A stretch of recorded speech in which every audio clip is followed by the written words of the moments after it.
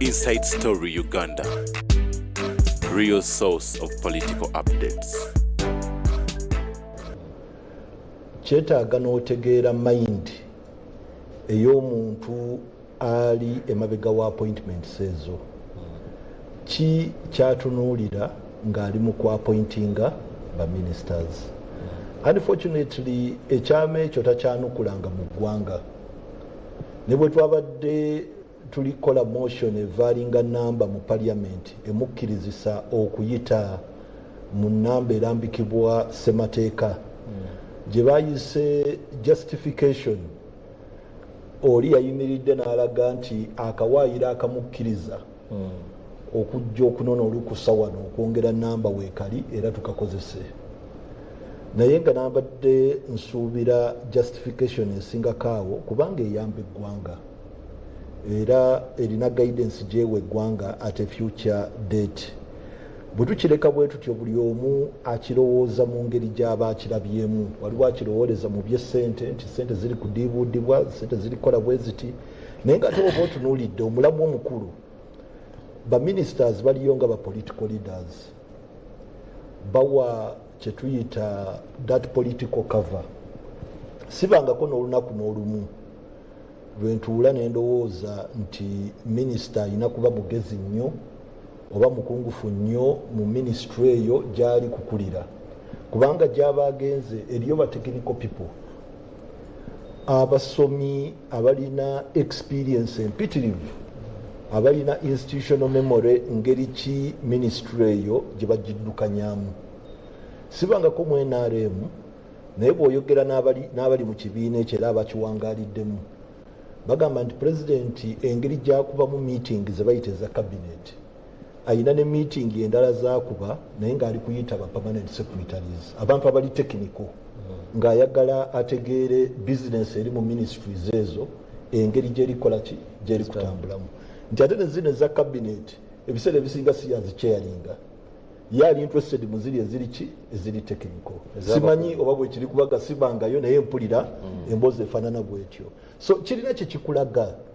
nti minisita necessarily talina kuba mukungu nnyo oba muyivu nnyo oba musomi nnyo, naye kasita aba asobola okubeera a political leader ng'ayinza okumakinga sure nti activities oba deliverables eza ministry eyo zeri kukola ziri aligned ne public interest, ng'ayinza okwogerera ekiri kukolebwa ministry ye n'asiimisa abalonzi oba n'asiimisa public. Okiraba ekyo ndowooza nti gwe mulimu gwe ogusinga okuba omukulu, okukwasaganya gavumenti n'omulonzi oba okukwasaganya gavumenti n'egundi n'omuntu asookebwako. Ndaba nga gwe mulimu gwe ogusinga okuba omulungi. Era bwe kibanga ekyo kituufu olabira ddala nti mind ey'oyo alonda ba ministers agenderera okulaba nti representation eri kukavalinga demographies ez'enjawulo, nti abantu aboogera ennimi ez'enjawulo bali covered, nti abantu ab'enzikiriza ez'enjawulo bali covered, abantu ab'emyaka egy'enjawulo bali covered. Okiraba saddati ebaayoka eddoboozi nti bwe batuula ne bateesa wabaayoka eddoboozi, waliwo abakadde kye bayitamu kye tuyinza obutamanya kubanga tetuli bakadde, naye nga bwekubaako omukadde nnyo mu gundi mu cabinet wabaawo ebiteeso bya shapinga n'agamba nti olw'abantu baffe kino kyandibadde bwe kiti. Ku lw'abakyala ne challenge eya teenage pregnancy, bwe kubaako abakyala ku cabinet ate nga bato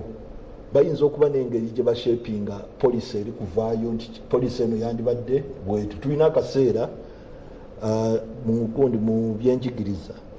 ng'omwana bw'aba olubuto tebamukkiriza tuula bibuuzo, naye nkakasa tekiringa bwe baali bakiyisizza ati dati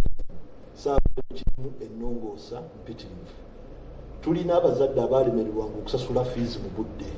abaana ne babagaana okutuula, era nakyo ne bakikyusaamu ne bagaa nti omwana mukkiriza atuule, naye at the time ey'okulirizinga results oyinza okukwatirira results paka bwakola ki bwamalayo, kubanga kyali kinyigiriza omuzadde ng'ennyingiza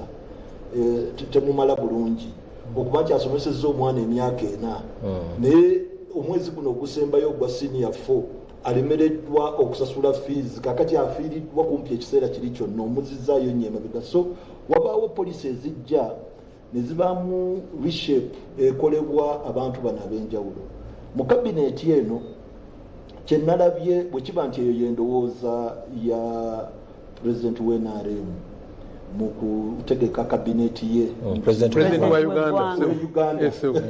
kyusa mutereeza sebu limi luganye buganye oba ekibiina si president kira chairman. So bwe kiba nti eyo y'endowooza ye mu kutegeka kabineeti, we nalabye awamiisinga ye kanisa eya Orthodox.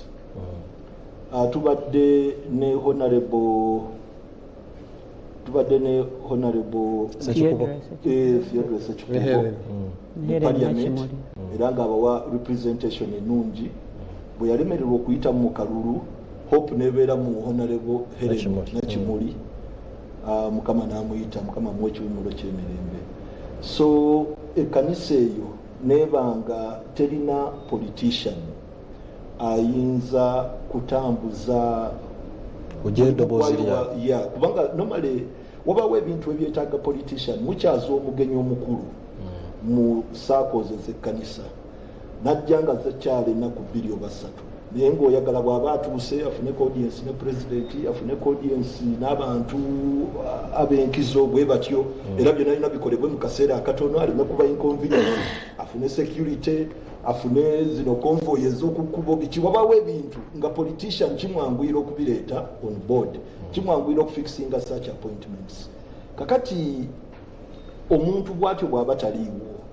wabeerawo gap y'amaanyi mu bantu abo. So wabaawo omuntu ow'enzikiriza eyo gwe bawadde obwa minisita kwegamba gap tebaawo nene nnyo okiraba. So nendowooza nti nga nze bwe ndowooza nti ekyo kyagenderako okukompozinga gundi kabineeti ye kyagendera ku bya busomi, kubanga oyinza okulaba omusomesa nga yakulira ministry ya health n'olaba omusawo nga yakulira eya wax okiraba. So sirowooza nti kikwatagana nnyo na busomi, naye ndowooza kikwatagana muntu ngeri gyakwata bantu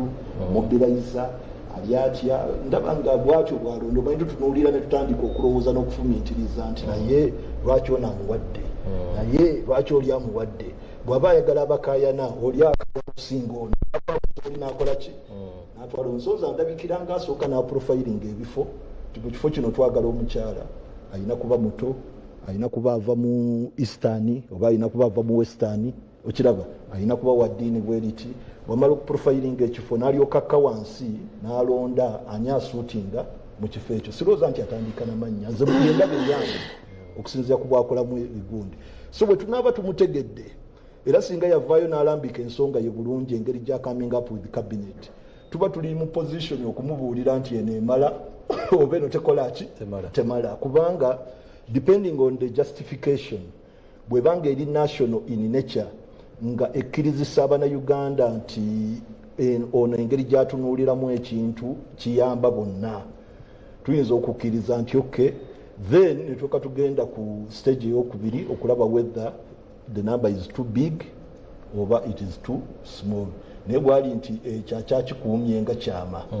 kakati tulikonde kukitunuulira technically netugamba nti kakati bwoba oyagala tambuza nsi kugisomosa. Singa yabadde gwe nga gwe president weteeke mu bigere ebye gwandireese omuwendo ogwo nga gukkamu obanga mungimu. Sijja kwogerera nnyo muwendo kubanga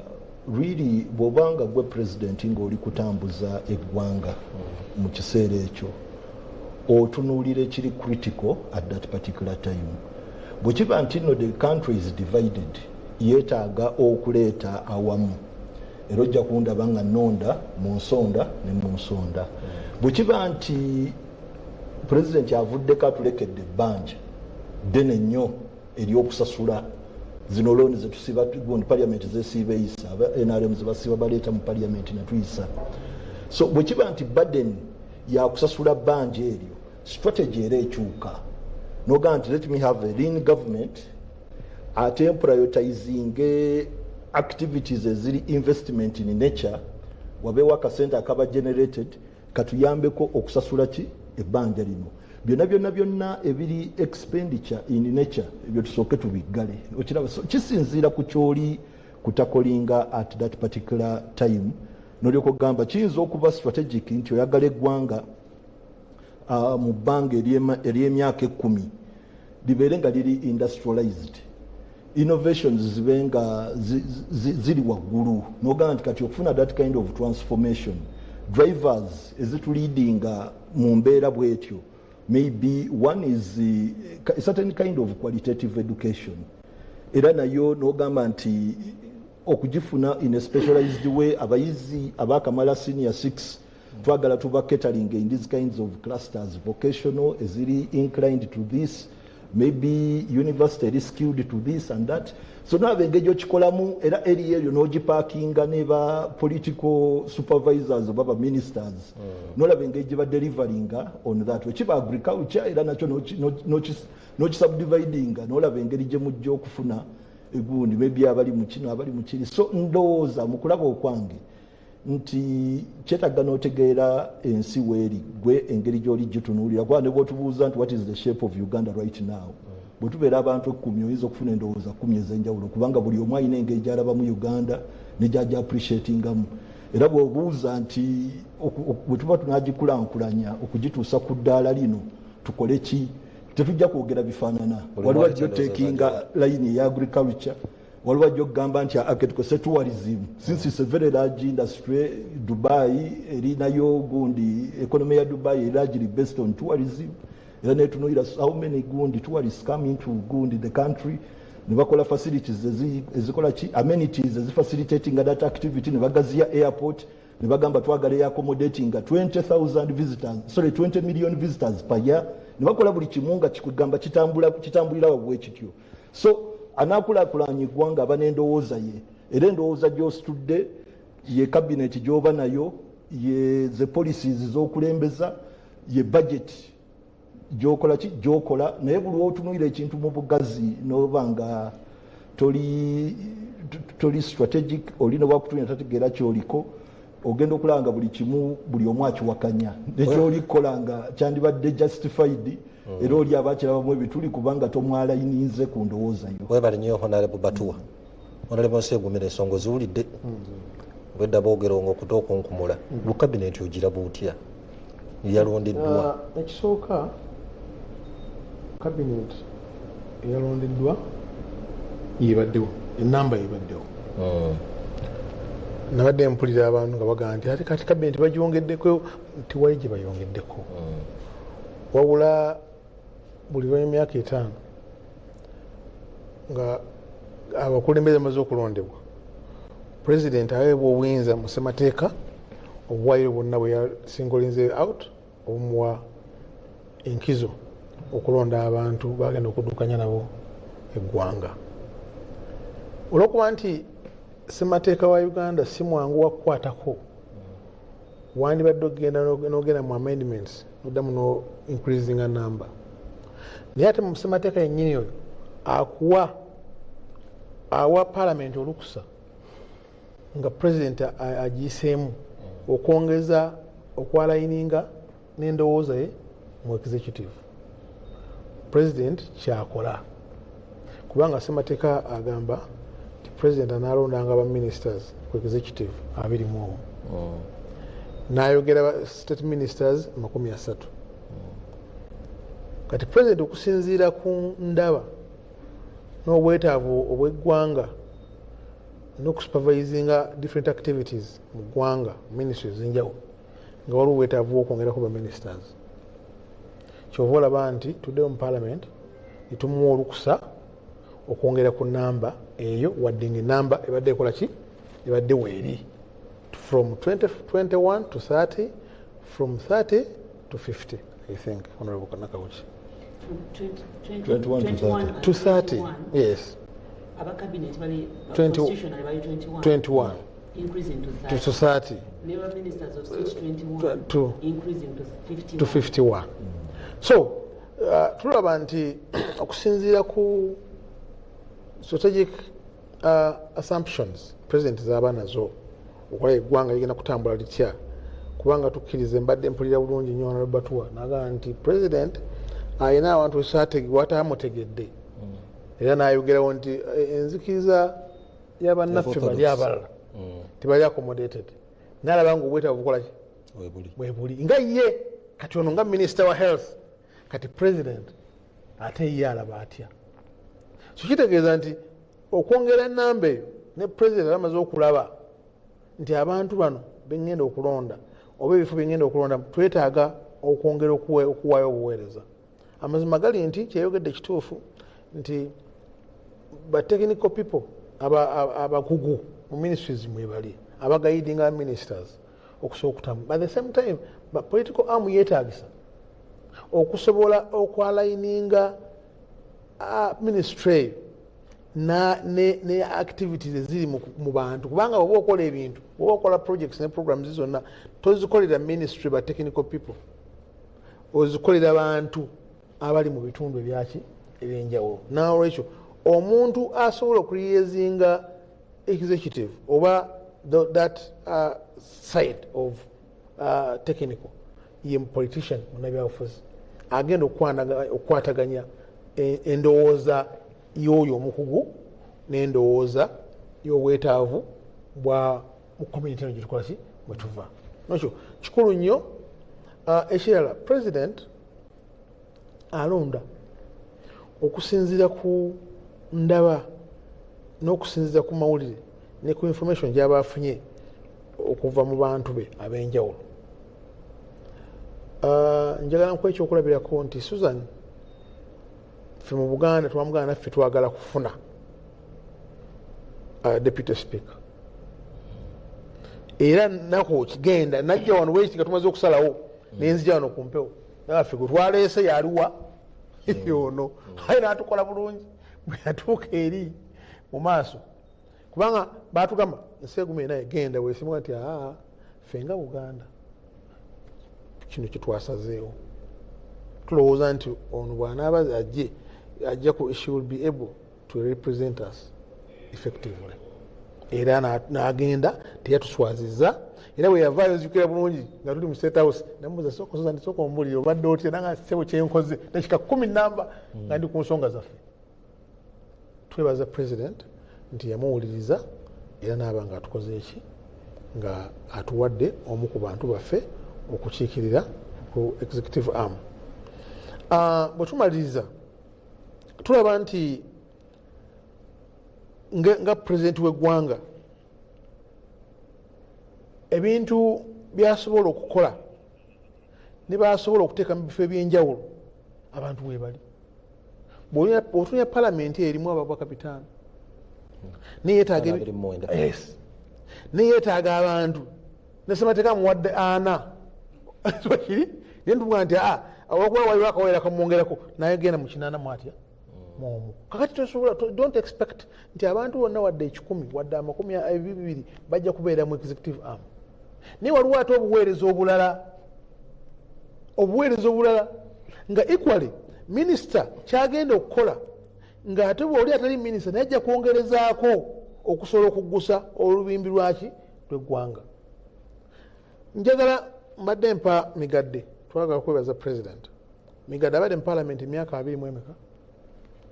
25 years nga si minisita so kiri naye kati yafuuse atya minisita. So omuntu yenna alowooza nti gundi yandibadde afuuka kino taimu eba tennaba kutuuka tajja kukifuuka kaweebangirana mwanyine senga waffe akweyaniifa yali kitegede yali mu parliament myaka 10 ameka 2021 yafuuse minisita naye lwaki president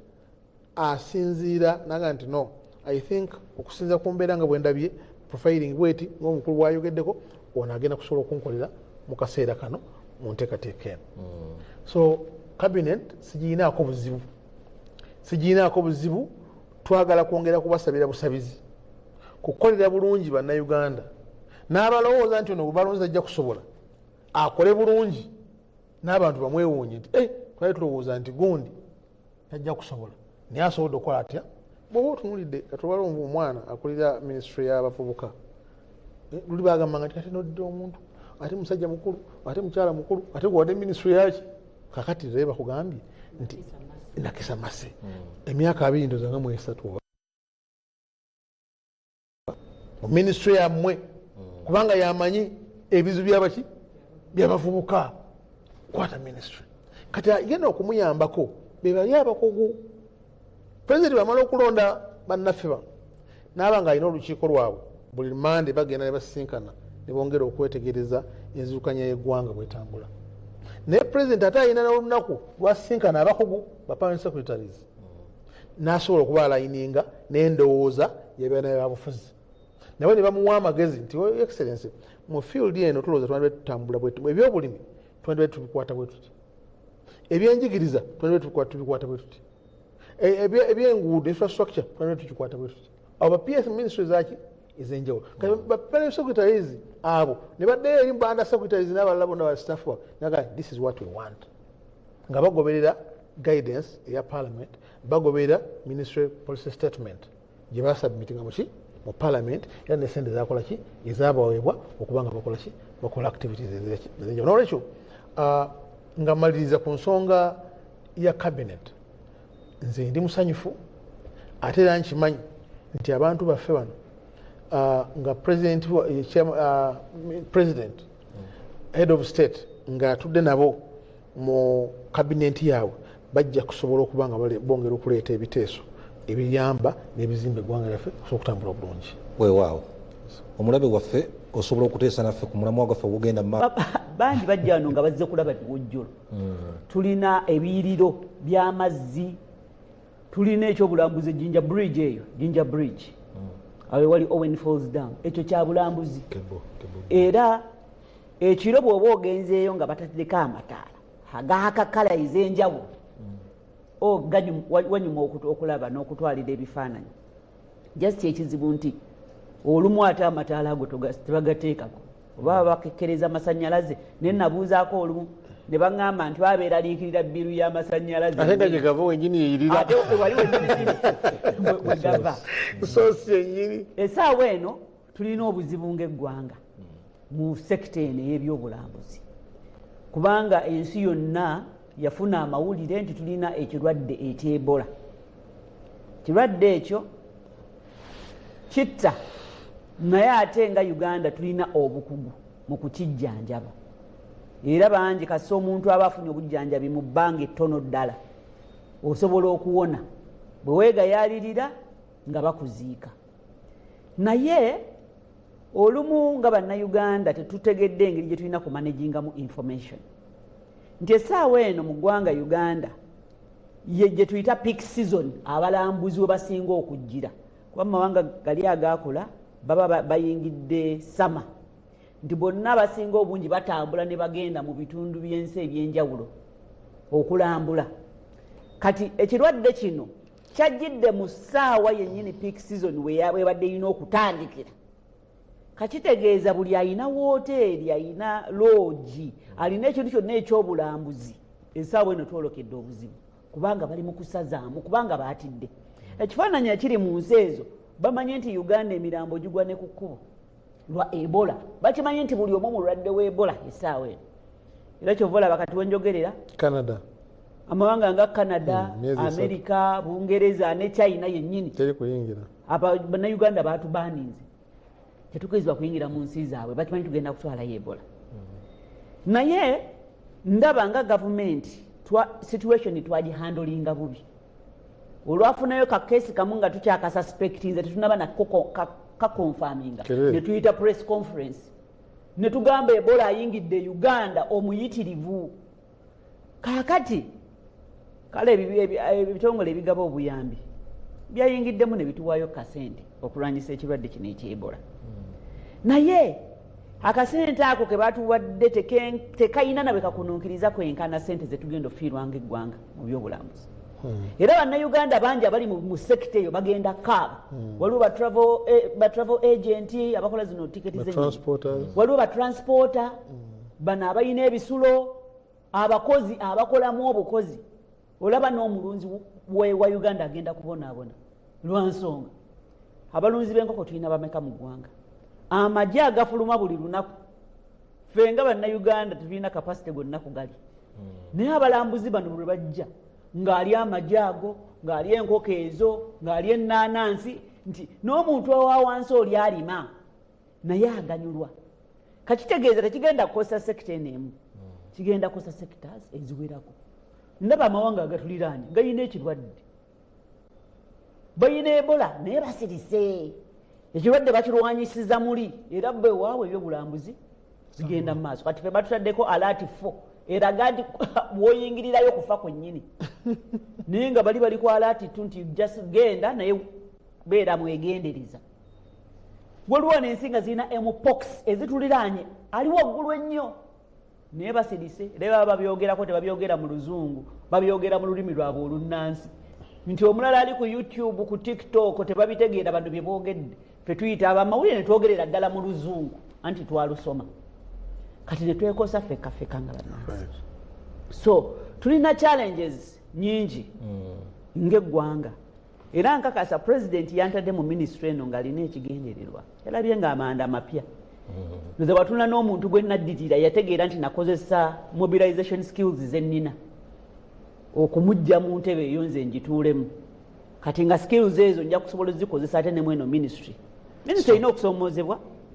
nti waliwo ensobi zetukola nga Uganda ne zitukosa kati essaawa eno wenjogerera wadde tulina embassies kumpi mu nsi yonna naye tosobola genda ku embassy n'osaba visa olina kugenda online okozesa omutimbagano osabe visa naye website yaffe eyo buli kaseera ebanfu ebaako ekizibu ogenda ogisaba n'olemererwa kati bangi atuuka bw'ateekamu ne bigaana ng'agenda ku Kenya abalina ennungi chansi okufunira visa ku airport ng'omaze okutuuka bakuwa visa ya myaka nga 3 fe wano tugabako myezi 3 kati tufiirwa mu ekyo era nze mu bimu ku byenjagala okuteekako essiira visa ya $5 naye omulambuzi w'abazze wano asobola okulekawo $5,000 amawanga ge tumanyi ge tufunamu abalambuzi abangi either tugambe nti visa tugijjeewo bajje buzzi oba tugambe kale visa gifunire ku kisaawe upon arrival kuba naffe bannayuganda waliwo ensi gye tugenda n'ofuna visa ng'omaze okutuuka ng'ogifunidde ku kisaawe ng'ozza at least nga tumanyi nti tukulina ebyo bitusoomooza. Tunuulira road infrastructure nebaza ministry ya tourism ne bannanga ababaddeyo balina omulimu gwe bakoze si mutono era si gunyuma. Honorable Kiwanda yanjagaza n'okulambula banne waffe nange nalinga omu ku abo abagenda ne tulambula mu America naye Honorable Kiwanda we yakwata mu ministry n'ateekawo tulambule ne ngamba okay Action Falls gyeri ngirabako ne ngenda netandika okulambula sites zaffe eziri wano naye waliwo ebikyagaanyi bw'oba ogenda Bwindi n'obeera ku kkubo essaawa 5 really bani bameka basobola ogumiikiriza ntule essaawa 5 nga ngenda Bwindi naye tulina Uganda Airlines eflyinga n'egenda ne London naye nga tesobola kukolayo wano ka domestic flight nti omuntu ave ente balinye wakanyonyi dakiika 3 kwana nga ali Bwindi natamala budde bungi ku kkubo naye n'enguudo zennyini nyini ze tulinayo nga za ttaka enguudo mbi nnyo kakati twetaaga tunule mu infrastructure yaffe kubanga twagala kutumbula bya bulambuzi waliwo ekitutuusa ku ekyo kye twagala okutuukako tina enguudo ezo tuzikole bw'ogenda mu paakisi zaffe ezisinga kati gendako ekidepo kebeere intaneti teriyo era bw'otuukayo obeera mu kibululu kati omulambuzi azze afunye images ze ennungi naye naye katasobola ziweereza paka lwalivaayo olimu tafuna nnyo motivation. Waliwo kati niwe abavubuka bakakati n'ogamba tuggyeko intaneti ennaku 2 bayinza okwekalakaasa kubanga kifuuse lifestyle. Naye nayogerako ne telecommunication company emu nga njigamba naye lwaki temutuusa intaneti mu national parks zaffe ne baŋŋamba nti ekizibu twagala dde okuteekayo emirongooti naye Uganda World Authority nayo eyagala ssente okupangisa ekifo okupangisa ekifo okuteekamu emirongooti egyo naffe tetuzirina zakubawo kati tujja kuteekayo kati nolaba nga nakyo tulina okweseetinga otuukayo nga n'amazzi tebalina era bakozesa rain water harvesting gano ag'enkuba g'okuŋŋanya kitegeeza musaawa y'ekyeya abantu babonaabona n'amazzi kati tulina okukyusa priorities zaffe nga gavumenti nti bannaffe abali mu bizinensi eno bayambyeko gavumenti bayinvestinze mu sekita naye naffe tubayambeko okwanguya omulimu. Amazzi gagendeyo gabeereyo, amasanyalaze gabeereyo, intaneti ebeereyo. Ate ne act yaffe yennyini the Tourism Act naye eri outdated. Kano yeetaagako amendment mu bwangu nnyo etukaŋŋane n'ekigenda mu maaso mu nsi essaawa eno. Kwegamba kyetulina okukola kinene. Mbadde mu Parliament ya East Africa nembeerako mu committee gye bayita Agriculture, Tourism and Natural Resources nga tugenda ne tutambulako. Tugendako Masai Mara, ne tugendako Serengeti, kugamba ne tutambula. Naye nga bayina TV station baali bagiyita Safari, something like that, ngeri dedicated ku kintu kimu bya bulambuzi ebye Tanzania. Nga gyolabira n'olaba Serengeti, why they say Serengeti never dies, ng'ensolo mu mwezi gw'omunaana nga zitreki nga zidduka emisinde, mwezi mulamba tomanyi ziri mu 10 miliyoni na miliyoni z'ensolo, ng'olaba isa world wonder. Kati nga newe wadde totegese gendako mu Serengeti oba nga tutegese genda mu Masai Mara, kyolaba ku channel eyo kikusikiriza okugenda. Kyefunyemu ekikulu kyekyokwagala ebino bikolebwa okuwagazisa abantu okubamanyisa ebintu ebigenda mu maaso. Okubamanyisa. Kati fere tumanyi kwe profiling ng'eggwanga. Tulina ebyobulambuzi. Tulina falls, CP falls gye ziri eyo. Murchison Falls. Bwebuuza bannayuganda abagenzeeyo tebamanyi. Tulemeddwa okuwumbawumba ekintu kyaffe tukisalike bulungi. Omanyi Murchison Falls nti musisi ani colors rainbow tagwawo olwo otuuka woti nga wenkuba nga watonya throughout the year. Era kati nga tufunye new stock mu ministry amagezi g'enkwaba otuuka eyo bate ebyo bino ebyobulambuzi Bukedde TV wana esinga okulabibwa mu ggwanga. Ne walina programu eyo mwagiteekawo ate mala okay basobola nosponsoringa programu z'endala bajje balange ku Bukedde TV nsemanyi ekituufu okujja wana abantu abasinga okujja ku mu biseera mpozi by'amasomero oli omusanga gwe yagenderako ejjinji ku Murchison Falls naye waba teyafuna mukisa ogwo nga taligenda kuddayo kulambula. Naye kimanyi waliwo n'ekiseera gavumenti we yali eyagalira wali Murchison Falls egirewo amasanyalaze tekewo turbines kati ekyo kyobulambuzi kiregeeza kyali kigenda kuvaawo. Naye neebaza gavumenti nti at least yawulira amaloboozi g'abantu ne ba conservationists ne bakita kubanga yekyasinze okuyingiza ssente wano mu ggwanga ziyingira nga mpitirivu. N'olwekyo omulimu manye munene sigenda gukola nzekka. Ministry ina technical people betugenda okukola nabo omulimu, tulina private sector agency ng'okwagala eyo kubanga bali ku ground balina first hand information, balina first hand experience, challenges zebagendamu ate n'amagezi getusobola okukozesa nga gavumenti okulaba nga sekita eno tugitumbula. Twagala okulaba ennamba ez'abantu abajja wano okulambula nga ziri nnya kubanga omuntu omu bw'aba ayingidde wano n'alekawo wakati wa miliyoni 10 ne miliyoni 5 kiba kitugattako kinene ng'eggwanga. Sebo toyanziza nnyo Honorable Minister, lunaku lwa Mande lugenda mu vetting. Nze ngenda lwakubiri. Ogenda lwakubiri. Katukusabira uteekemu namwe essaala. Yayiseewo ddala ekyatayina byonna birina. Byonna birina. Afa iseka ensonga ziwulidde. Ensonga ziwulidde. Minister aw'essuubi akulaze sekita engeri gyetambulamu n'ebirina okukolebwa. Kituufunye ekyo. Kabinenti yalondeddwa. Ndowooza naawe ayongedde okuteekamu kati ebbugumu nti gye tulaga tulabayo. Kyamazima minisitule eno ebadde egenda etuvaamu ne mu buwongo. Kabinenti oyinza giwa amagezi ky'okutwaliza awamu okulaba nga batuusa obuweereza obulungi eri abantu. Kwaffe omuntu wa bulijjo kyasinga okwetaaga kwe kulaba nga tufuna services ennungi. Okusinziira kwebaddewo n'embeera eno eriwo kiki oyinza obbasibirira? Nze kyenandirowoozezza cabinet yandibadde ekisooka nga egezaako okuba nga ekumamu mu kyewandiise cabinet committees nti ojja genda okulaba nti mu framework yafulumizibwa 28 baali bateeseteese ekintu kyokuba nti nebanaabanga ne cabinet committees nti jjukira nga wena kunyonyodde waliwo president wabeerawo cabinet omuli ba minister ne ba state ministers then of course ba PS bebayambako ba ministers baneeno naye walingawo nekintu kyebafulumya mu 28 kya cabinet committees kirabika baali bakireese mu biseera ebyo okugezaako okubanga bakendeeza ku muwendo gw'aba ministers nti cabinet committees ezo nga wona nabo obukiiko bwa parliament committees ez'enjawulo nti oluusi bebabanga abanyumunguza abagezaako okugjayo ekinusu mu idea zonna ezandibadde zitwalibwa mu kabine kikendeeza n'obudde kabineti bwe yandibadde ekola ki bwe yandibadde etwala era kyemmanyi singa ekyo gavumenti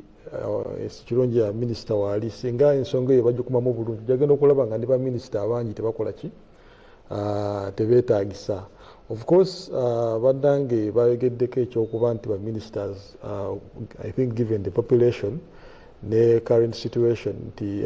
bandibadde n'omuwendo ogwo gwe balina ffe nga kitongole kya Uganda Society twali twagala era tusaba gavumenti ekintu ekyo kitunulemu engeri gye baleeta policy rationalization ebyokubanga bagatta ebitongole ebyenjawulo ngaera kye bakikola kuba nti nno bagezaako ekiyita dilution nti gundi zibaawo naye nga olumusi tezikola omulimu gwe buki balinga abayumunguza mu ministry dilution kwe kunyumunguza kati tulowooza nti rationalization almost naye kyali ekola ki kyali egendererwa so policy eyo webanga eri implemented of course yandibadde eri implemented even at that level honorable akyogeddeko bulungi honorable Batwa nti oluusi kiyambako n'okukendeeza ku debt burden. Debt burden ze ssente ezibanjibwa gavumenti oba eggwanga Uganda era ne bajeti yaffe ogiraba ebitundu ebimu ku bajeti eyo bibeerawo ku ssente ze baba beewoze either mu bantu ab'enjawulo nga muli n'ensi engwira naye nga ffe ng'ekitongole tusaba nti executive committee oba kyewandise nga cabinet yandibadde efangayo nnyo negoberera one kyewandise nga ssemateeka nti ebiseera ebisinga oluusi tujja netulaba policy nga policy ziba zizze naye nga ate oluusi zikontana nekyewandise nga constitution. Constitution ye supreme law of the country. Oluusi tulaba amateeka nga galeeteddwa naye nga amateeka galina obuwaayiro bwegakola ki bwegakontana nabwo. Of recent akawaayiro akakonda ku one supremacy of the people akawaayiro akawa ebitongole ebyannakyebo okubanga byegazaanya oba kyewandise nga civil society organizations twalabanga ng'ekitongole nga kaali kalinyiriddwa mu tteeka of course yava mu policy executive eyaleeta the protection of sovereignty bill nga kalina engeri gye kagenda okuba nga kalemesaamu obuwaayiro obwo oba kalina engeri gye kakontanamu n'obuwaayiro obwo. So tusaba nti poliisi zonna ezijja ekirungi tusanyuse nnyo nti abamu ku baminisita baleeteddwa bannamateeka era kyemmanyi banaaba nga poliisi ezireeteddwa bajja kuba bagezaako nnyo okubanga bakikoonako ekintu ekyo nti etteeka lye tuleeta nalyo etteeka lino teriri mu kukoona ku ddembe kuba waliwo eddembe otunuulira chapter 4 ya constitution erina eddembe lyegabira abantu ab'enjawulo ng'eddembe eryo singa oleeta etteeka nga likontana nalyo obeera okola ki olinnye ku ddembe ly'omuntu. Ekintu ekirala twandisabye nnyo nti executive yanditunuulidde amateeka agaluddewo amateeka amakadde ge mangi era oluusi tubeerawo ne twebuuza lwaki amateeka agamu gasoosowazibwa etteeka ne lijja mu bbanga ttono nnyo ne lisowasowazibwa ne liyitawo naye nga tewaliwo amateeka amakadde kasinga gaba gatunuuliddwamu. Honorable Nakawuki akyogeddeko bulungi etteeka erya tourism etteeka erimu ku mateeka amakadde. Etteeka lya Uganda Law Society for example ng'ekitongole kya Uganda Law Society etteeka kadde lyakolebwa mu 1995 nga bannamba y'abalooya yali nga ekyali ntono nnyo n'amateeka amalala ge tuzze tulaba nti amateeka ago executive yandibadde formulating policies ebeera nga erongoosa amateeka gabeere nga gali up to date nga gatambula n'omulembe gwe tukola ki gwe tutambuliramu. Of course waliwo n'amateeka amalala ge tulowooza nti executive yandibadde nage gatunuulira nga tegaliiwo naye nga ate gandibadde gasaana gakole ki gabeerewo oluusi nga ne proposals zaleetebwa ba stakeholders ab'enjawulo ojja kutunuulira for example ekitongole kya ebitongole ebivuga mu justice law and order sector jelos ebitongole ebyo birina proposals ebya recommendingira executive committee nga mwalimu n'ekiteeso ekyekuusa ku the national legal aid bill nga lyeteeka erigenda okuba nga lireeta naye ngaeteeka oba lireeta okuba nga liyambako okubanga omuntu wa bulijjo asobola okuba nga asobola okutuuka ku bwenkanya kyewandiise nga access to justice nti baali bakirabye nti balooya abasinga mu ggwanga Uganda balina sente zebakolaki zebasaba okuba nga bakuwa kyewandiise nga obuyambi oba kyewandiise nga legal services nti otuuka nga olina ensonga y'ettaka eya famire ogenda gyali ajja kuba kakasente kakolaki kakusaba naye ekitongole ekyo kyagamba nti babeerewo etteeka lye bateekawo ngaetteeka eyo ligerateekawo ekisooka ligerateekawo ekitongole ekyetengeredde ngaekitongole ekyo kigenda kuba kirina obuvunaanyizibwa okubanga kikuŋŋaanya balooya ab'enjawulo naye nga balooya abo omulimu gwabwe ogusinga gugenda kubanga gwakuyamba omuntu oyo atasobola kubanga akolaki ng'atuukibwako olooya olw'ensonga ntulina ebifo eby'enjawulo awo ogenda mu northern region moroto and Karamojongo region nti balooya oluusi tebakolaki tebaliiyo era n'abaliyo oluusi bagwa mu bitongole kati nga balaba ekitongole kya Uganda Law Society nti kati ffe tusobola ne tunoonyayo ebifo ebyo ebyenjawulo ne tusindikayo balooya naye ate ekitongole kya Uganda Law Society ekyo nga kyo kiyinza okuba nga tekisobola kumala bizibu byonna ebiri mu ggwanga Uganda ebyekuusa ku mateeka so amateeka ngaago ag'enjawulo singa executive naye evaayo nebanga egatunulako ne formulating policies n'ekiwa kiwandiise nga political will kuba ebiseera ebisinga oluusi political will eba teriiwo n'egasindika osanga kijja kuba kikola ki kiyambako ekirala kyetwandyagadde singa executive eyekisanja kino eno gye bayise team no sleep yandibadde etunuulira nnyo ekintu kya interference kyewandiise nga okubanga okuyingirira ebitongole ebirala tukirabye nnyo era olwetegereza akawaayiro akali mu constitution kagamba bulungi nti buli kitongole kyandibadde kyetengerera naye oluusi ebiseera ebisinga tuze tukiraba mu mawulire tuze tukiwulira mu bikuta ebyenjawulo ti ate oluusi wabeerawo kyewandigambye nga executive overreach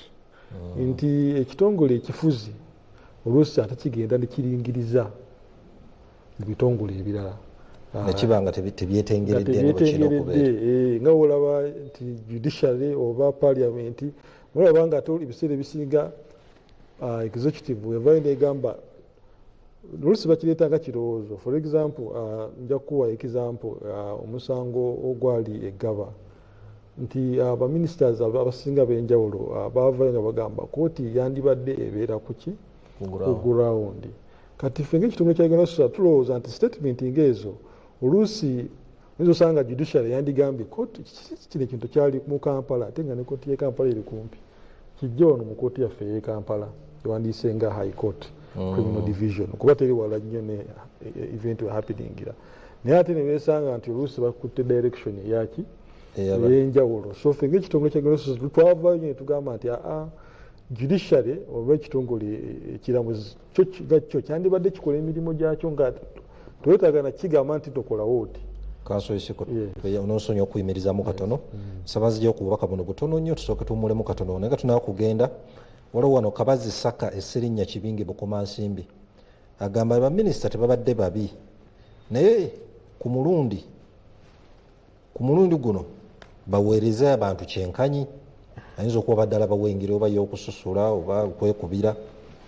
mwebale kuweereza nze Jethro from Jinja agamba nti ku mulundi guno kwasobere baminisita tebagenda kubakyusa njagala kabinenti eyo ekola emyaka 5 simanyi lwaki bwate bwabirowooza ono agambye mbalamusizza mwami Kizito nsanyusa okusuula ayina wano minisita sijja kumwogera ayinza okuba muyinako ensonga ze ez'obuntu naye mbw ayina eyamusanyusiza ennyo nga bamukisudde nga si bukozi naye nga nsonga kuba ensonga tagiwadde Ibulayimu kanaakulya emubende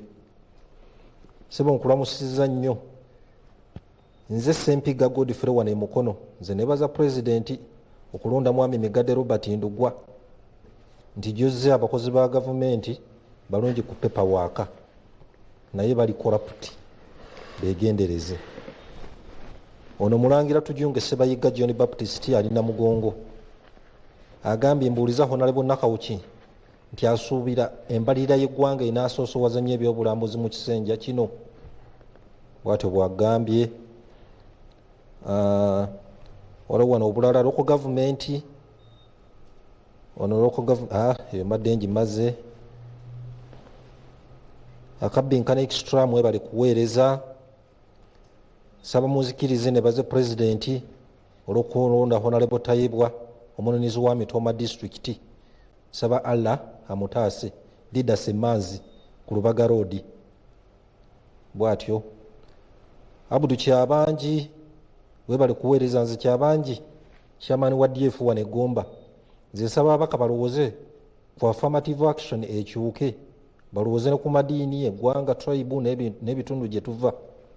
Abasiraamu abaorthodox tewali benkanya ne Gomba tetwafunye minisita.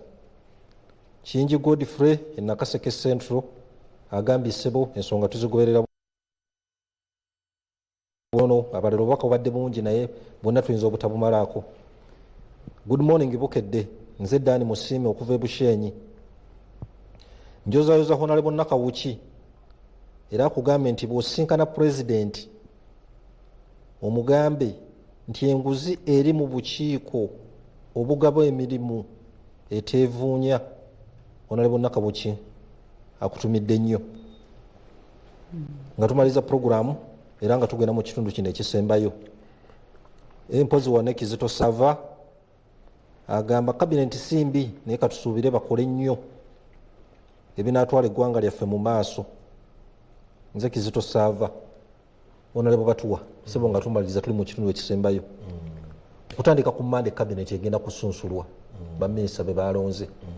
Waliwo enkola babatwala mu kasenge eyo gye bayitamu abamu gye tutali bamativu bulungi nayo ne beggalira eyo n'abamawulire tebatukkirizaayo naye nga bagenda kuweereza ggwanga. Twalabe mu babadde babalonda bakikoledde wali mu lujjudde basomye busomi mannya. Olaba enkola eyo yeesaanidde okusunsula baminisita. Ffe nga abamawulire tuyisa bubi tetumanye biri eri tuba twagala tumanye Honorable Nakawuki bamubuuzizza ki ekimuyisizaawo nsonga kyemulemesezza tusobole okutegeeza bannayuganda tulabe engeri gye twetereeza. Okusookera ddala ekifo eky'obwa minisita kifo kya buvunaanyizibwa era kya buvunaanyizibwa bungi. Minisita aba ne power ate minisita aba ne authority. Minisita asayininga ku lupapula kyasayininze ne kiba. Minisita akola appointments ayina obuvunaanyizibwa buyitirivu nti obuvunaanyizibwa obwo teweetaaga n'obuwa muntu agenda buvuma, weetaaga n'obuwa omuntu agenda okubukwasaganya mu ngeri eyamba eggwanga. So amateeka go gabaako n'engeri gye galambika.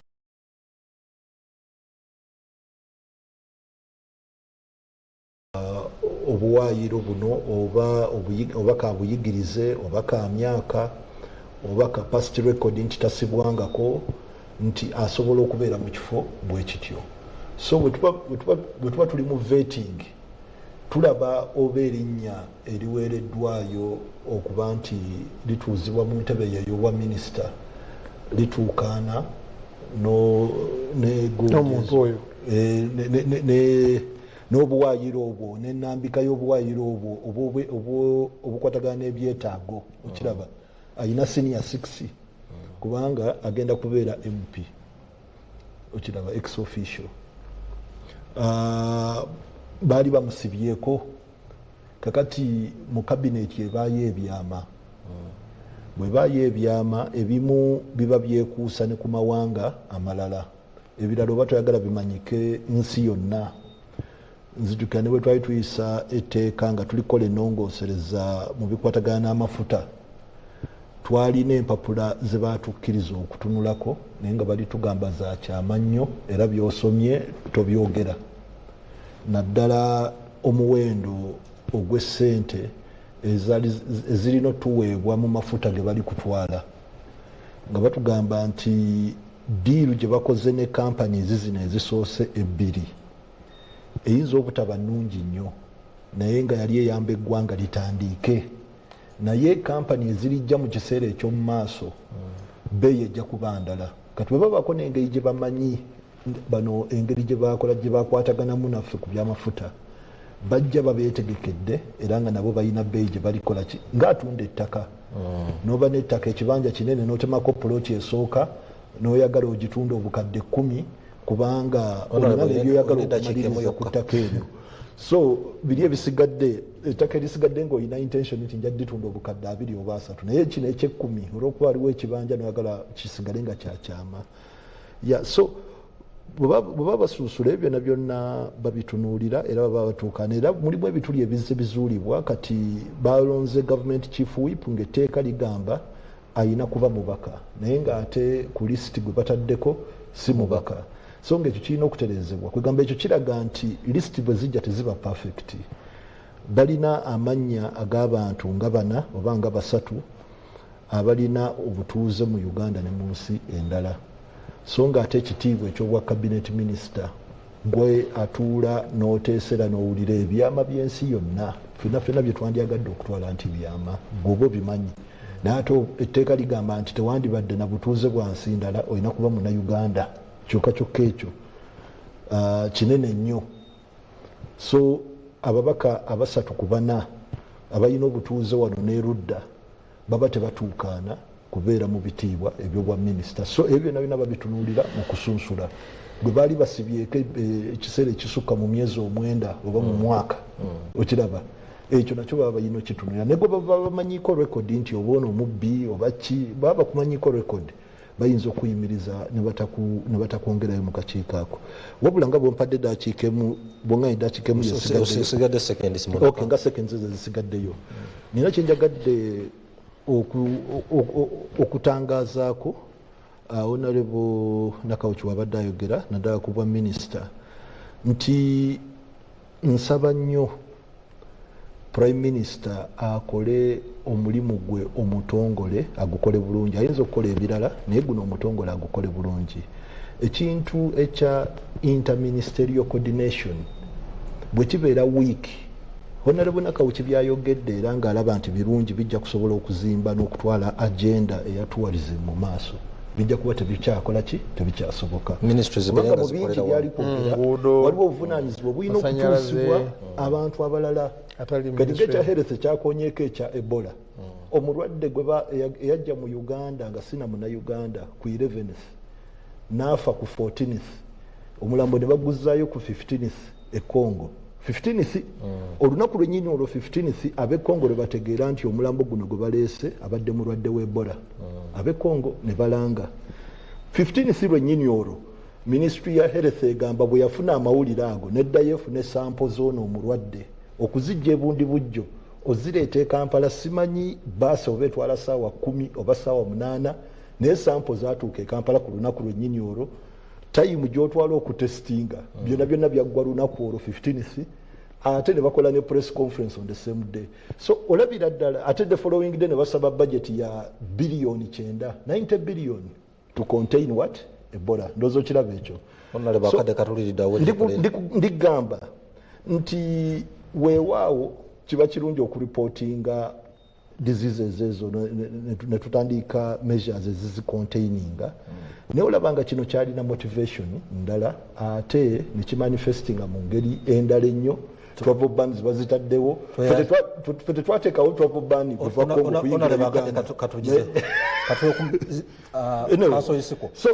mukumaliriza biri ebyasi byogeddeku naye mukumaliriza gundi prime minister right honorable Robina Nabbanja aba musaale nnyo mu kucoordinatinga activities ezikolebwa mu ministries endala so nga ate zirelatinga ne ministry kati nga tourism gye tuba twagala okulatoyanza kasoyisiko sibula busibuzi engeri gyongambye okusibula dakiika 3 njagala okwebaza Abannayuganda babadde naffe kuva ku ntandikwa paka we tutuuse wano eno ogwange just mbakubiriza mugezeeko okuuma amateeka n'okugezaako gamanya olw'ensonga obutamanya amateeka tekikugisaako musango. Tweyanziza Honorable Kibedi olina kwolekera ab'Emityana kitundu kya ddakiika musajja omwere eddakiika nnyingi sijja complaining naye nze ndowooza nti olunaku lwa Monday ne Tuesday bannaffe abalonde baministers bagenda kuwapeeringa eri committee okubasonsulamu era tukimanyi nti bajja kusonsulwamu kubanga balondeddwa nga basaanidde tubasabira busabizi kutambula bulungi nakuweereza ggwanga lyaffe bulungi. Abantu b'Emityana okubya ddala ekikandula Kalangala Bulera mbagala nnyo mwebale nnyo Ssaabasajja Kabaka awangaale baffe. Honorable Minister ebintu biri kino kimu kansooka ekisabe babaka bannange nti nga minisitule ey'ebyobulambuzi bwe tujja ne tubasabayo ku budget bakkirize batongeremu. Nalabye wano e Uganda abawagizi ba Arsenal bangi njagalako era ndabeeko ku lunaku nga Arsenal ku mujoozi kuliko olwakiri visit Uganda bajje wano kubanga tulina okutunda ebyobulambuzi byaffe. Pozi nakasema njala kwebaza president abakyala yatusoosowazza mu kabineti ye nti ku bifo by'abaminisita 81 39 bakyala ate bw'ogattako vice president ne prime minister awo tuba tufuusa mwafunye nnyo ffe twavuddemu kati naye n'abami nammwe mwafunye abatali bamativu nsaba mukakkane kubanga ebifo 81 buli omu yali tayinza kumatira kuba waliwo regional balance waliwo gender n'obuweeza mu ffe ebirala gyebiri yes kati waliwo ebifo ebirala bingi nnyo gavumenti byerina ng'era birimu abantu ab'enjawulo nga n'abakayana balinayo kaate ebyabo nekyo tukkirize abakutuninga TV yaffe eno enganzi ya Bukedde mwongere buli lwa mukaaga twagala mubeereko. Bannange abagenyi baffe tweyanze nnyo betubadde nabo okuva ku ssaawa 3 pozi okubajjukizaamu katono ab'Emmamba Kakoboza olunaku lw'enkya tugenda kukuba ekkobe mu kisaawe Wangolo okukuba batujja tusaaka engalo era mpulira ayinza okwebuuza ekitongole kya Uganda Law Society especially atumiza ino wakisoso kyolira olunaku lwaleero kyekitongole kyekyo kye ndimu kwogerako. Ekitongole kya Uganda Law Society kyekitongole kigatta abannamateeka mu ggwanga lyonna era ng'ekitongole ekyo kituweebwa obuyinza okuva mu mateeka oba kyewandiise an act of parliament nga tulina obuvunaanyizibwa okubanga tuwabula gavumenti tuwabula omuntu wa bulijjo ku nsonga zonna ezeekuusa ku mateeka era ntuusa okulamusaako okuva eri omukulembeze w'ekitongole ekyo Isaac Kimaze Ssemakadde wadde nga ali mu exile. Yesebo mumuwuliza ali bulungi? Tumuwuliza ali bulungi era Abannayuganda bonna bonna abatumidde. Yeyo Council Isiko Arthur tubadde tukyali awo mu maka wa Mityana North Kibedi Nseegumire n'atweyungako era ennaku ezo yafuna n'obuvunaanyizibwa obulala mu Buganda Caucus pozi g'obuvunaanyizibwa ku byamawulire ku byakukunga publicity secretary omwogezi gwe mwogezi wakawondo ka Buganda buuza ku Bannayuganda batulaba mwenna balamusizaako nnyo basibu ne bannyabo njaga kusooka saba okusiima Bukedde ne management yo yonna olw'okusobola okuba nga mutuleese ne mutuleeta buli kaseera kwongera okugatta ku nnyaffe Uganda. Nja kusaasira abantu bonna abafiddwako abantu baffe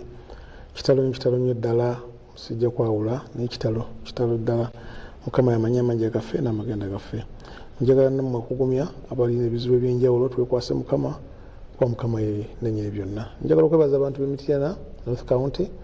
olw'okunzikiza okubeera mubaka mu parliament w'ekitundu ekyo. Mbakakasa nga mbasuubiza tinja baweereza nga sawudde mu ggwanga mu ddiini wadde ekikula ky'omuntu. Abantu b'ekikandwa, abantu b'e Kalangaalo, abantu b'e Bulera n'abantu b'Emityana yonna okutwalizaamu era Uganda n'okutwalizaamu. Ndi musanyufu olw'ekyo eggwanga likituuseeko. Njagala kuyozaayoza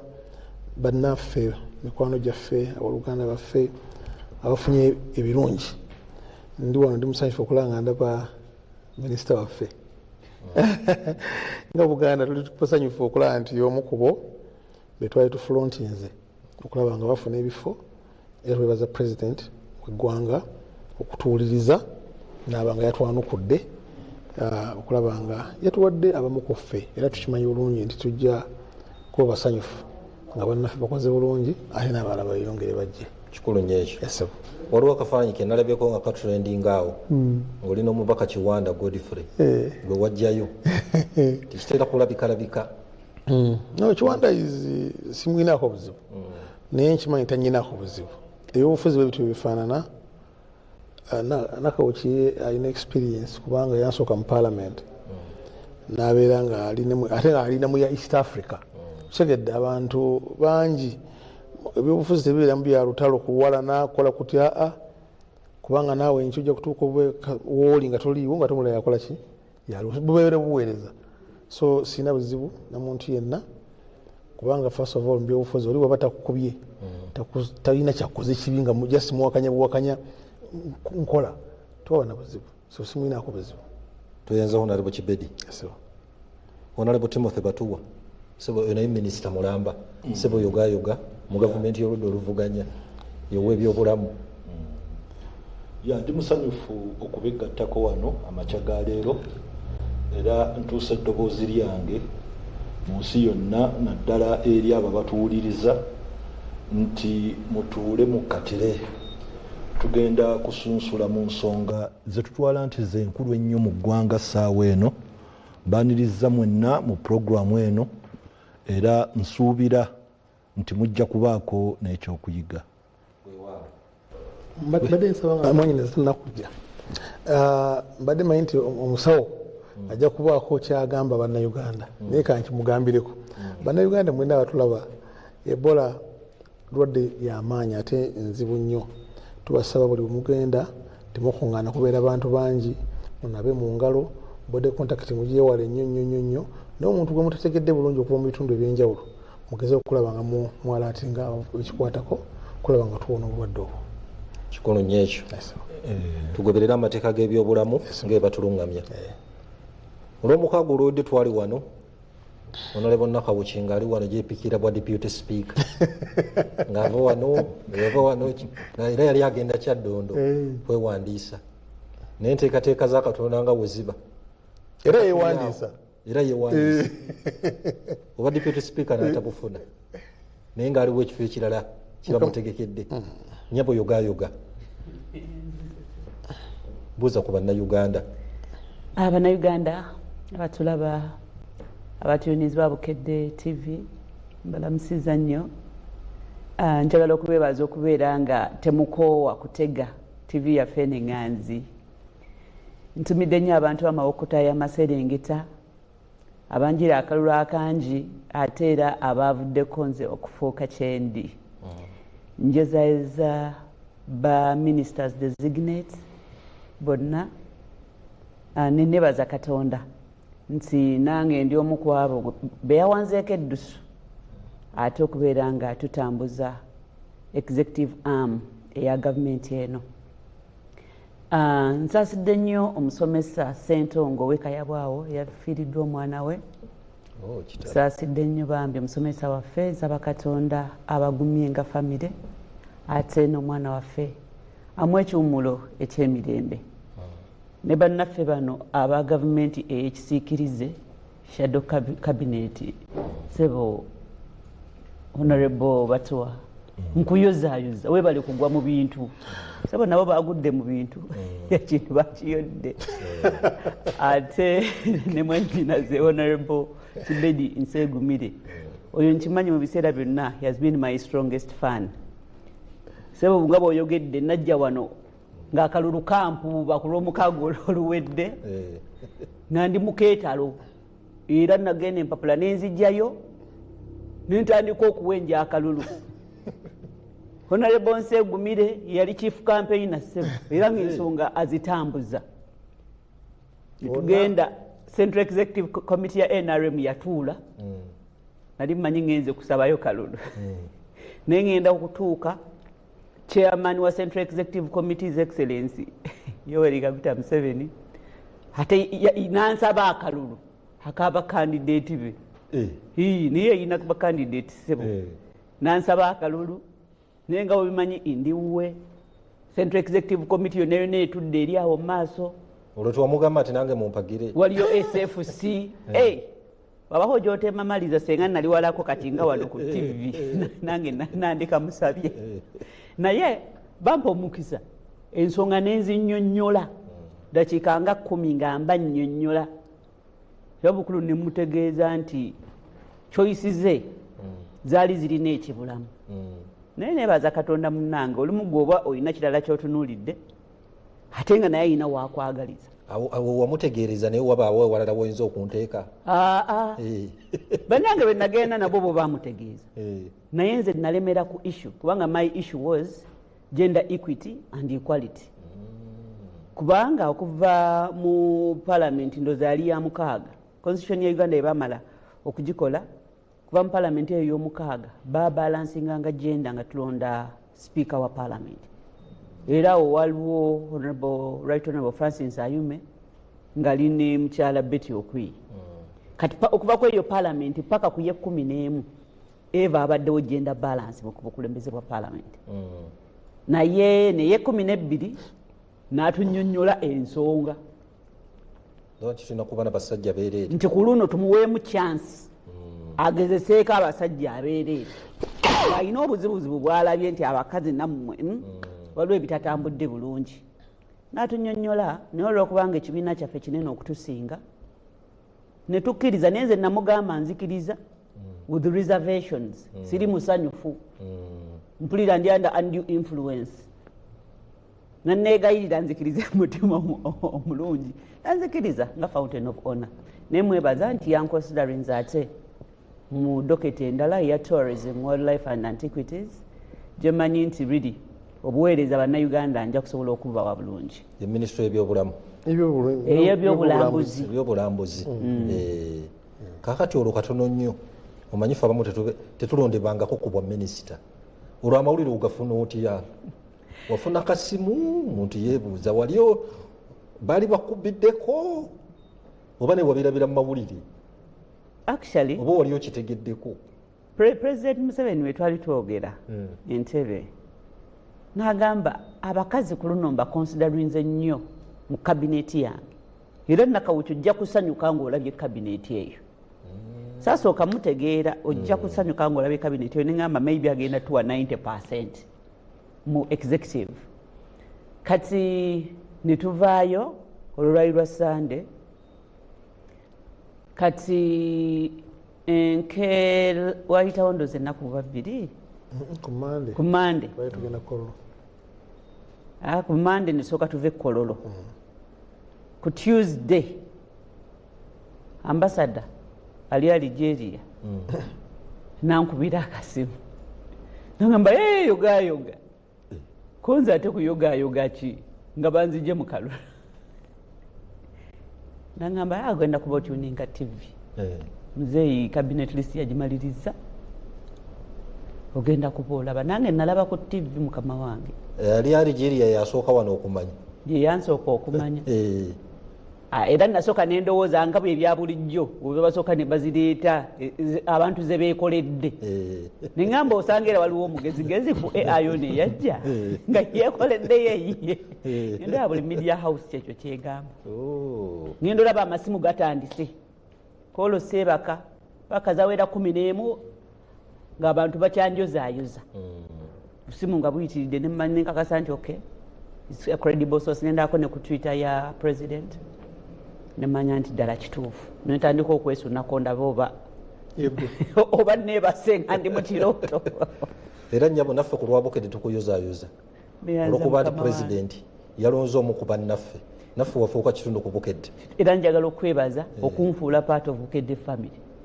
era kati ab'emawokota buli lwa 6 baba bateezi bakimanyi omubaka abwe bagenda kumulaba era bwe mba siriiko emitima gimenyekamuko naye ne bamanya nti ate oluddako nja kubeerako tukwagaliza obuweereza obulungi neyanza nnyo mukama wange era tokoowa kumpita by the way olugirujanga kubeera nga nziri programu akabinkana extra omulabi waffe osobola okuteesa naffe ku mulamwa gwaffe ogugenda mu maaso tugenda kuba twogera ku kabineti eyalondeddwa President Museveni gw'ogiraba otya enaasobola otutuusa mu nsi ensuubize pulezidenti yatutegeeza nga amaze okulayira ti kino ekisanja temuli kwebaka temuli kulya nguzi mu mbeera naye oludda oluvuganya nabwo be balonze osobola okubeera nga obateesako mu mbeera y'emu. Ndowooza tusooke tutandike ne mwami Isiko n'atali mubaka. Yes, sir. Kabinenti wagirabye sooka otunyo kabinenti ekola ki? Buvunaanyizibwa bwayo bwe buliwa? Okay. Ekisooka njagala nange kuyozaayoza abantu abo Mukama Katonda be yawandizeeko eddusu ng'ayita omukulembeze w'eggwanga okubanga bagenda kuba batuula mu ssiga effuzi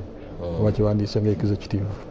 Era neneebaza nnyo n'omukulembeze w'eggwanga nti ayongedde okuba nga asoosowaza nnyo bannamateeka, era ndi musanyufu nnyo nti right honorable Nakawuki y'omu ku bantu baffe abava mu kitongole ekya Uganda Law Society n'abantu abalala bazze nga balondako, era tusuubira nti abantu abo abaliyo bajja kuba nga bongera obuvunaanyizibwa n'akazito kanene nnyo oba ettaffaali ddene nnyo ku byobufuzi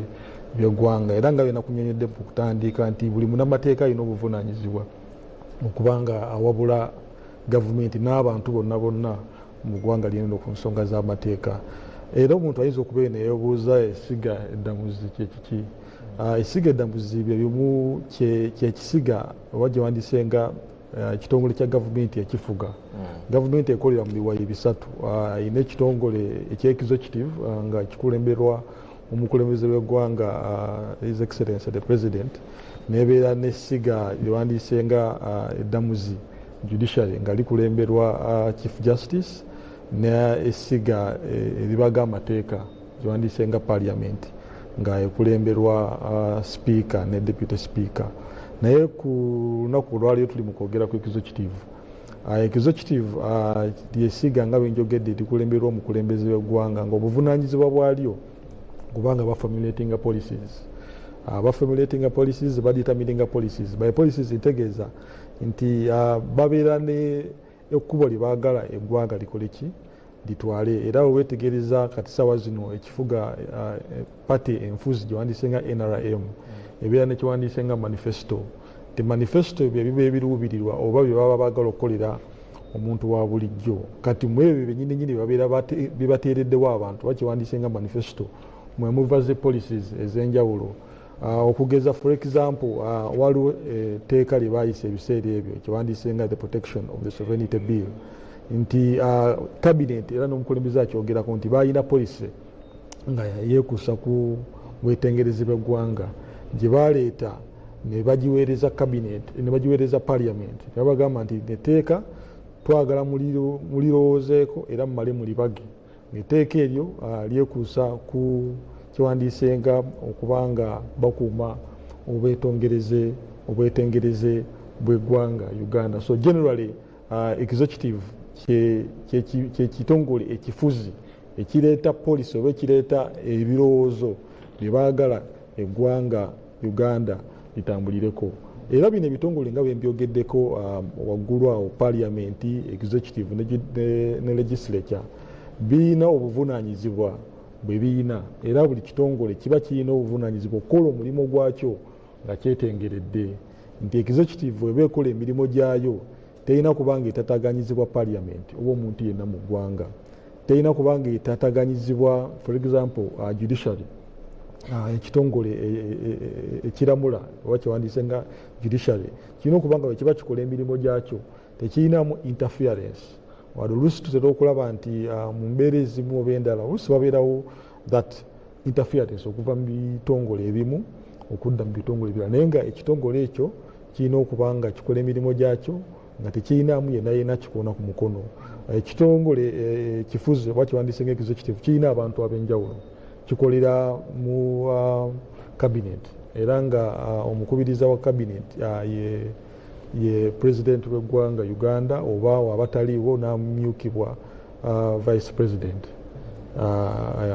Era nga abantu abo oba kyewandisenga cabinet be bantu ababa balondeddwa muli baminisita abajjuvu ne bano abayambako baminisita wandisenga ba state minister abatuula ne baba nga bateeseza nga baleeta ebirowoozo ebyo baleeta bibalwereza mu parliament nabo babanga na kyewandisenga committee kyewandisenga cabinet nti nabo batuula ne baleeta ebirowoozo byabwe ne babiteeka ku lupapula ne babiweereza ki nebabiweereza parliament. Of course